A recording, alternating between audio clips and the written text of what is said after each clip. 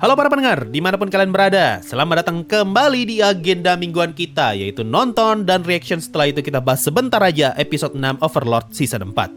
Ya, kalau kalian pengen nonton, silakan aja nonton sendiri di tempat kalian. Dan setelah itu kita balik lagi ke sini, kita bahas sama-sama. So, sampai jumpa setelah gue selesai nonton. Bye-bye.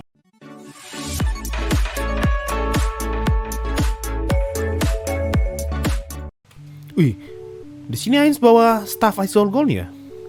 Apa dari kemarin dia bawa ya? Gue kok nggak ingat ya. Dari episode 5 bawa nggak sih? Nah, buat lu yang nggak tahu ya, salah satu efek dari staff Ainz All Gone itu ngebuat Ainz bisa pakai Despair Aura secara kayak pasif gitu. Jadi pokoknya aktif terus. Makanya di sekitarnya Ainz kan ada aura hitam, itu namanya Despair Aura. Gara-gara efek dari staff Ainz All Gone-nya. Itu bentar. Itu kayaknya pintunya pendek deh. Pendek atau tinggi sih itu pintu?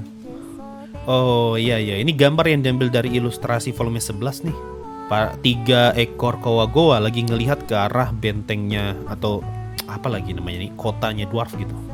Bagus loh gambarnya, CGI-nya tuh nggak terlalu kelihatan. Wih, Ainz langsung kasih keluar Death Knight loh. Wah, ini dapat potong banyak banget ini, Pak. Ini lompat jauh banget ini. Tiba-tiba sudah ada Death Knight aja loh. Mama main belah saja. Oh, di sini dia jatuh dari jembatan. Mama, dia cuma main lempar hancur langsung banget. Nah. Di sini Ainz bingung nih, kok bisa Death Knight-ku hilang? Apakah ada player yang ngebunuh dia? Kayaknya Kowa-Gowa nggak cukup kuat deh buat bunuh Death Knight-ku. Jangan-jangan ada player nih atau ada makhluk yang kuat. Nah, di situ baru Ainz nyari kemana perginya nih Death Knight. Ini waktunya kita lihat Forge Master. Kayak gimana bentukannya? Yang mana Forge Master? Oke, udah kelihatan ya, mukanya paling emosian nih kayaknya Forge Master yang pakai helm nih kayaknya nih. Oh, bukan ya, ini ahli gua dan tambang. Berarti jenggot hitam. Ayo, jenggot hitam Forge Master. Ah, ini Forge Master nih, ahli penempa kan? Iya, ini dia Forge Master. Gini ternyata bentuknya. Frosto Dragon. Ya, dikit lagi nih kita ketemu sama Dragon Lord yang matanya minus. Oh iya, gue jadi ingat. Iya, Ainz gunain alkohol buat ngundang para penempa run biar mau datang. Nah, botol yang dipegang sama Shaltir itu apa, alkohol? Oh iya, gue baru ingat. 200 tahun lalu pada zaman kejayaan penempa run. Nah, 200 tahun lalu berarti itu 300 kah 200? 200 tahun berarti 3. Kalau 200 tahun lalu berarti masanya 13 pahlawan. Nah, kalau nggak salah satu member 13 pahlawan tuh dwarf dari Dwarf Kingdom deh. Kayaknya Raja Dwarf mungkin. Oh iya, yang ngebuat pedang ini kayaknya temannya Ainz deh. Makanya Ainz bilang kalau orang yang ngebuat pedang ini udah hilang. Musiknya bagus loh waktu si Gondo nangis nih. Ya, kena skip. Apa cuma dilewatin doang, nggak diliatin bentuknya kayak gimana si Laangler Lava Lord. Wih, diliatin nih. Scene flashback waktu Ninya ngomong kalau ada naga di gunung. Plus dengan lagu penutup bagus banget. Wah. Aduh, bagus banget sini tuh, Waduh. Sayang sih. Aduh, bagus banget, Waduh, gue kena di sini. Wah, anjir, bagus banget itu, Pak. Wah. Musik tadi, flashback tadi tuh jadi tribut buat Ninya loh. Aduh. Bagus banget season 4 tuh.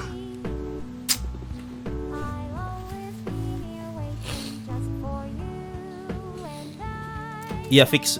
Oke, fix ya, berarti episode 7 bakal fokus nyeritain pembantaian Kowa-Gowa sama Frost Dragon. Artinya episode 8 udah volume 14 kayaknya tuh. Harusnya ya episode 8 udah volume 14 berarti, karena setelah pembantaian Shaltir sama Frost Dragon tuh udah habis cerita di Dwarf Kingdom, udah nggak ada lagi. Palingan tinggal Forge Master bawa kabur batu aja, udah setelah itu langsung volume 14. Wah, bagus banget. Wih, penutupan episode ini bagus banget, dikasih tribut buat Ninya loh. Aduh, itu karakter yang bagus, cuman dibuat mati sama Mariama di awal tuh. Padahal potensinya bagus. Pemindahan harta naga ke Nazarik. Itu semua bisa kena itu sih. Halo, Emian. Itu tadi Aura mau ngomong ke Ainz lapor apaan? Itu tadi Aura mau ngasih tahu kalau Death Knight-nya kemungkinan jatuh karena Aura nyium nih bau di ujung jembatan. Itu nggak ada baunya Death Knight, tapi baunya Death Knight tuh ada di seberang jembatannya tuh. Artinya pertanda kalau Death Knight nggak sempat nyebrang dan dia jatuh. Cuma karena tadi Ainz sempat ngomong putar otakmu. Nah itu ngasih tahu kalau ya nggak semuanya harus lu sebutkan. Silakan pikirkan sendiri. Makanya orang nggak jadi ngomong. Ya udah, berarti aku sudah tahu nih jawabannya gitu. Forge Master mana? Itu yang marah-marah tuh Forge Master tuh. Yang marah-marah yang jenggot hitam tuh Forge Master. Death Knight-nya kok kayak lebih gede ya? Aduh, gue nggak tahu. Kayaknya mungkin ya sejak awal tuh Death Knight emang gede. Cuma season 1 sampai season 3 tuh ngebuat dia jadi kayak kelihatan kecil. Kita lihat aja lah nanti. Rune kagak ada yang nyampe 12 ke atas ke bang. Itu rune cuma seingat gua ya, itu cuma aksesoris, nggak ada efeknya. di novel tuh seingat gua ya, Ainz tuh ngomong dia tuh cuma asal ngambil item aja yang ada rune-nya. Walaupun sebenarnya tuh nggak tahu nih efeknya apa, itu cuma rune, cuma ada banyak aja tulisannya. Nah tadi kan nama hero-hero sempat disebut tuh, kalau Ainz bilang kalau dia nggak akan ngebuat para penduduknya menjadi budak seperti hero-hero. Nah itu karena hero-hero kalau di dunia nyata dia tuh jadi karyawan yang betul-betul apa ya, kasihan gitu. Kalau lu bilang budak korporat ya budak korporat sebudak-budaknya itu ya hero-hero lah itu. Makanya waktu di season 1 episode 1 hero-hero kan ngomong tuh, aduh badanku sudah hancur-hancur, aku sudah capek lah segala macam, sudah penyakit-penyakitan, masih disuruh kerja. Nah itu tuh gara-gara dipaksa kerja mati-matian sama perusahaannya. Istilahnya tuh black company. Iya, jadi istilahnya tuh black company. Jadi sebudak-budaknya lah tuh hero-hero. Makanya Ainz itu nggak mau menerapkan sistem kayak gitu karena ya dia belajar dari hero-hero lah. Dia nggak mau ada orang yang nasibnya sama kayak hero-hero tuh, kasihan. Death Knight kelihatan tinggi karena bangunan dwarf sama goa-goa kecil. Bisa jadi, cuma masalahnya kalau kita lihat opening Overlord season 4, Death Knight waktu Death Knight lawan Scamael Barrow itu Death Knight-nya besar loh. Kelihatan besar loh di situ. Cuma mungkin kayaknya dari awal memang Death Knight besar deh. Nanti coba gue cek. Nanti gue bahas di breakdown ya. Apa yang ngebuat Death Knight kelihatan kayak besar banget. Ntar Frost Dragon kalah nggak sama Ainz, jelas lah. Nggak usah ditanya, itu udah pasti. Cepat lagi. Scene Forge Master dikasih metal oleh Ainz gak ada. Gue nggak ingat ya itu setelah atau sebelum sih. Sebelum Ainz jalan ke Forge Master atau setelah Ainz dari Forge Master itu baru dikasih baru Ainz ngeluarin metal buat Forge Master. Itu sebelum Ainz pergi ke ibu kota dwarf atau setelah dari ibu kota dwarf itu Ainz ngasih metal ke Forge Master? Gak ingat. Masa sih? Seingat gue tuh Forge Master bawa lari metalnya Ainz itu waktu Ainz pengen ngebuat armor untuk anaknya Zenberu. Oh iya Zaryusu. Aduh Zaryusu. Dari kemarin gue bilang Zenberu maksudnya Zaryusu. Nama mirip jadi. Gue nggak inget urutannya. Kalau kena skip berarti kita nggak bakal lihat Forge Master bawa lari metalnya Ainz, dan itu artinya ini bisa jadi pertanda nih. Kalau bahkan di novel nggak akan diceritakan. Kalau dipikir-pikir nggak penting sih. Itu penting karena itu bisa jadi plot ke depannya. Cuma karena Overlord udah mau tamat nih, itu berarti plotnya jadi sia-sia. Nah ada potensi, ada kemungkinan kalau itu ternyata kena skip dari anime, ini bisa jadi pertanda. Kalau Forge Master itu nggak bakal diceritain lagi di novel, udah habis aja di situ. Sama kayak nasibnya Clementine kan. Clementine di anime, bukan Clementine, si Khajiit kalau di anime badannya kan hancur tuh jadi debu. Sedangkan di novel badannya masih ada, masih utuh, cuma hilang. Entah kemana, sama dengan tubuhnya Clementine. Itu kan kena skip dari anime. Dan tubuhnya Khajiit dibuat hancur di anime. Berarti itu ada potensi kalau ya udah plot hilangnya Khajiit sama Clementine nggak bakal diceritain lagi di novel. Makanya di anime dibuat kayak begitu. Gondo salah sangka sama rasnya ya bang, karena para dewan khawatir. Iya, salah sangka. Dan Ainz manfaatin salah sangka itu. Kemungkinan episode 7 last dari volume 11 ya. Palingan prediksi gue mentok 8,8 episode 8 tapi setengahnya aja. Sama kayak kemarin tuh episode 4 tapi setengahnya aja kan. Setelah episode 4 kan atau 5 ya? Episode 5 ya. Episode 5 setengahnya aja. Dan setelah itu sisanya lanjut volume 11. Nah mungkin ini juga sama.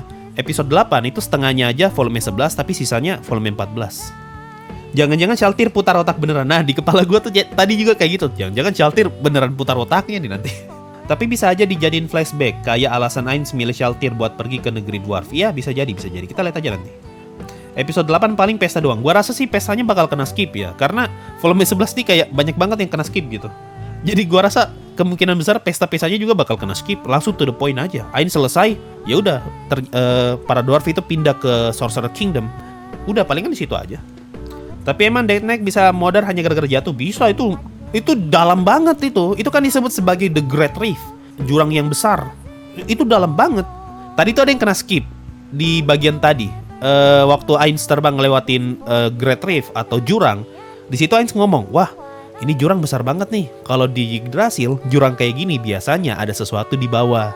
Nah, aku pengen ngelihat ke bawah, tapi ini bukan waktu yang tepat. Mungkin lain kali. Nah, kalimat itu seakan-akan ngasih clue ke pembaca novel kalau di bawah sana ada sesuatu.